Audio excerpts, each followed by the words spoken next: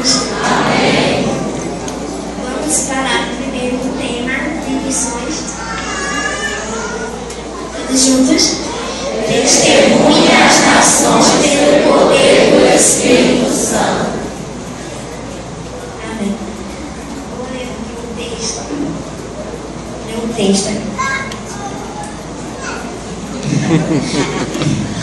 Para abençoar crianças senegalesas. O Senegal tem mais de 10 milhões de habitantes, dos quais metade tem menos de 14 anos. Em Dakar, capital do país, existem muitas crianças de rua sem o mínimo de condições adequadas para viver.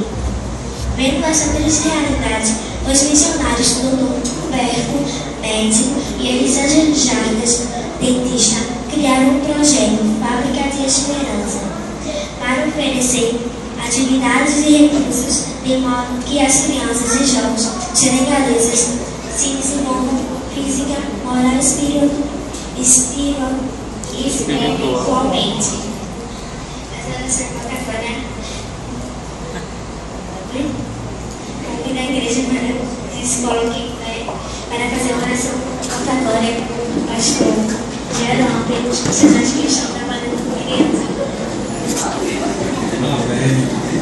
Oremos então, amados. Deus eterno, nós louvamos pela bênção deste momento, Senhor, que as crianças da nossa igreja tenham aqui a oportunidade de compartilhar conosco aquilo que têm aprendido, Senhor, aquilo que elas sabem que é o melhor para as suas vidas.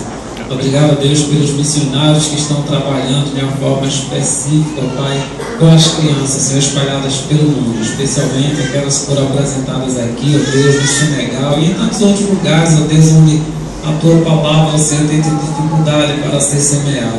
Possa abençoar os Teus filhos, dando-lhes, a Deus, criatividade, ó Pai, dando-lhes sabedoria, para que possam espalhar a Tua palavra com aqueles que estão ainda pequenininhos, sem eternidade, mas que já têm condições de entender a verdade do Teu Evangelho. Amém. Recebe, Deus, o nosso louvor, a nossa gratidão, abençoa as crianças da nossa igreja, Deus, e aqueles que com elas trabalham, abençoa as crianças da nossa comunidade, para que nós também possamos nos dispor, Senhor, a ajudá-los, a exercer o nosso papel missionário aqui também em Nova Descoberta. Que a Tua palavra, Senhor, encontre lugar em todos os corações, tanto aqui como em todo o Brasil e em todo o mundo. Nós te oramos e te agradecemos no nome do Teu Filho Jesus. Amém.